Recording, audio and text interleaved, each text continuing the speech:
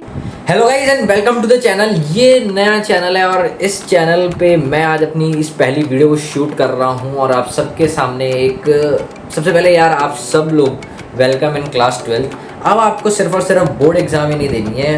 हाँ, ये बात आपको पता ही है कि आपको along with your board examinations you have to appear for CUET, that is Central University Entrance Test। क्योंकि अगर आप सेंट्रल यूनिवर्सिटी में जाना चाहते हो तो आपको इसमें अपीयर होना पड़ेगा। सो नाउ अब मैं आपको आज की इस पहली वीडियो में हमारे चैनल पे मैं आपको पूरी एक कंप्लीट स्ट्रेटेजी बताऊंगा कि आपको किस तरीके से प्रिपरेशन करना है, what should be your approach to score well in your board examination as well as to score well in your CUET examination. सो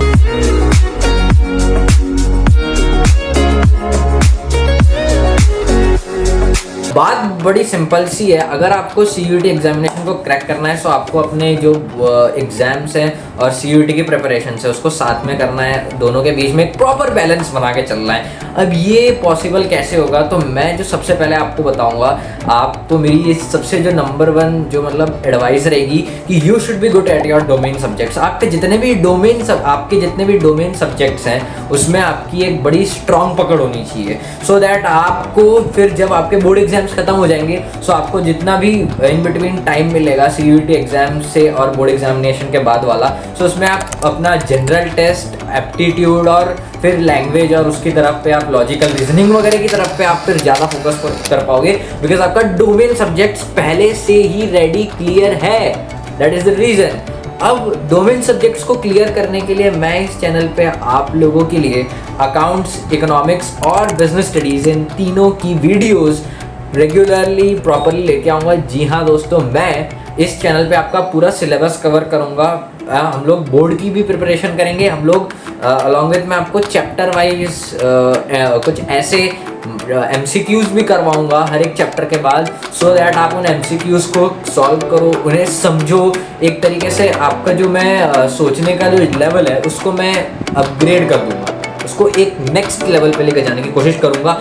तो हर एक चैप्टर के बाद मैं आपको क्वेश्चंस वो तो सारे कराऊंगा ही जो बोर्ड एग्जाम में आएंगे, उसके साथ साथ मैं आपको एक MCQ सीरीज भी दे दूंगा हर एक चैप्टर की, सो दैट आप उस चैप्टर को, क्योंकि आपने फ्रेश पढ़ा है ना, आप उस चैप्टर को पढ़ने के बाद उसके MCQ देखोगे तो आपको सारी चीज़ें अच्छे से समझ आ जाएंगी और आपका एक परसेप्शन भी ब्रॉड बन जाएगा। और and this is very very important to crack any competitive examination. अगर आप चाह रहे हो तो ठीक है, आपका परसेप्शन बहुत ब्रॉड होना चाहिए। सो आपको अपने डोमेन सब्जेक्ट्स में बहुत ही अच्छी पकड़ बनानी है फ्रॉम द वेरी बिगिनिंग। इसके लिए मैं रेगुलरली आप लोगों के लिए वीडियोस लेकर के आऊँगा, तो दैट आपको हेल्प करेंगी।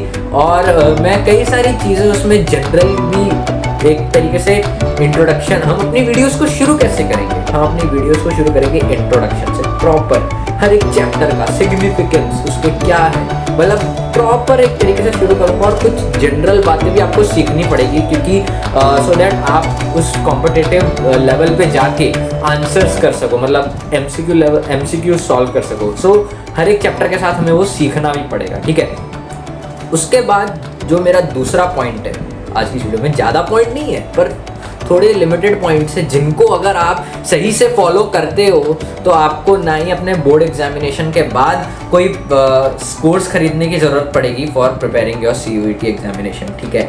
और बोर्ड्स के लिए तो हम लोग यहाँ पे आपके साथ लगे ही हुए हैं। सो देखो, जो दूसरी टिप है उसके अंदर newspaper should be your friend. Newspaper को आप लोग एक तरीके से जनरल नॉलेज, जनरल एग्जामिनेशन के लिए आप न्यूज़पेपर रीडिंग की हैबिट डालो यार।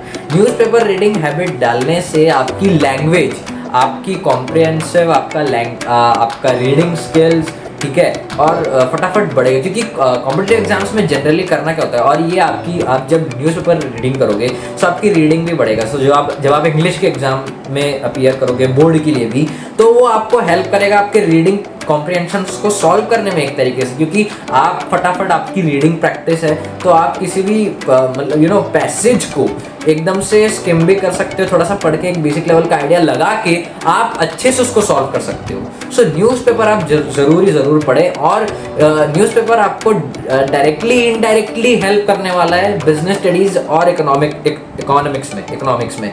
क्यों? क्योंकि आपको पता है कि आपके पास केस स्टडी क्वेश्चंस आते हैं, इकोनॉमिक्स में भी केस स्टडी आते हैं, बिजनेस स्टडीज में भी आता है। सो आपको कई बार थोड़ा सा जनरल आंसर भी देना पड़ेगा ना। So for that reason you have to read some general news also.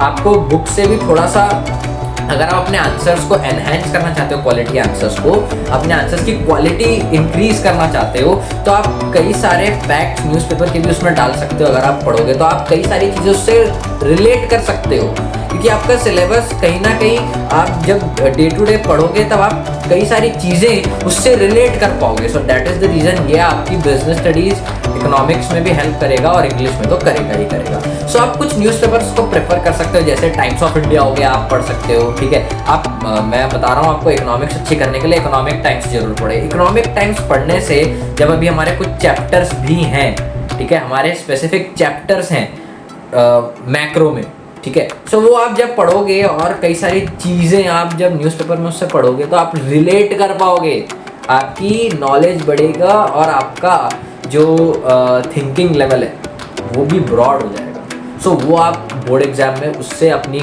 Answers की क्वालिटी को एक नेक्स्ट लेवल पे लेके जा सकते हो। तो ये है बात भैया, न्यूज़पेपर की पावर है। एक तरीके से आप समझ लो, आपको रीडिंग करना चालू करना पड़ेगा। सिर्फ और सिर्फ आप बुक का उतने से मतलब आपका आंसर की क्वालिटी इतनी अच्छी नहीं हो पाएगी। आपको अपने आंसर की क्वालिटी इंक्रीज करने के लिए ये काम करना पड़ेगा, ठीक है। सो और मैं आपको यही है एक और टिप मैं आपको देना चाहूँगा कि आपको शेड्यूलिंग करनी पड़ेगी यार थोड़ी सी, अपना प्रॉपर एक कम से कम एक टाइम टेबल तो आप अपना दिन का बना ही लो यार, कि डे में मुझे कितना टाइम देना है अपनी किन किन चीज़ों को। मैं ऐसा नहीं कह रहा कि पूरे टाइम पढ़ते रहो, पागल हो गया, ऐसा नहीं करते। बट आपको पता होना चाहिए स्पेसिफिकली कि आपको अपनी स्टडीज़ को भी कितना घंटा देना है। मैं ये नहीं कह रहा कि 6-6 घंटे 7-7 घंटे लगाओ, बिल्कुल ज़रूरत ही नहीं है यार, बिल्कुल ज़रूरत नहीं। बड़ा स्पेसिफिक और उस टाइम में बैठ करके आपको सब कुछ छोड़ के सिर्फ और सिर्फ अपनी स्टडीज़ पे कंसंट्रेट करना है या बिल्कुल। और उस समय कोई फ़ोन नहीं, कोई डिस्ट्रैक्शन नहीं, सिर्फ और सिर्फ आपकी स्टडी आपके साथ होनी चाहिए। एंड सेल्फ स्टडी पे भी थोड़ा सा एक दिन में थोड़ा टाइम अपनी सेल्फ स्टडी को भी दे देना। अगर आप इन टिप्स को फॉलो करोगे तो आपके डेफिनेटली डोमेन सब्जेक्ट्स पावरफुल बन जाएंगे। और हाँ, अगर आप न्यूज़पेपर वाली जो टिप है, न्यूज़पेपर वाली जो मेरी एडवाइस है उसको भी फॉलो करते हो तो आपको कोई स्पेसिफिक कोर्स लेने की ज़रूरत नहीं है सीयूईटी एग्जामिनेशन के लिए यार, क्योंकि ऑलरेडी आप 12th में प्रिपेयर वही चीज़ें कर रहे हो। फिर उसके लिए आप लोगों को यार मेरे को नहीं लगता कि कोर्स लेना मेरी तरफ से तो प्रेफरेबल नहीं है ये, ठीक है। तो आप अगर इतनी चीज़ें फॉलो करते हो, इस पे आप लोग अगर इसको फॉलो करते हो इन चीज़ों को, तो definitely you will be gonna score well in your 12th board examination as well as in CUET examinations. CUET का जो एग्ज़ाम होगा आपका वो इतना वो नहीं आने वाला है यार। आप जो 12th में पढ़ोगे जस्ट उसी से रिलेटेड चीज़ें आएंगी और बाकी सब तो मैं आपको करा ही दूंगा। So don't worry about it.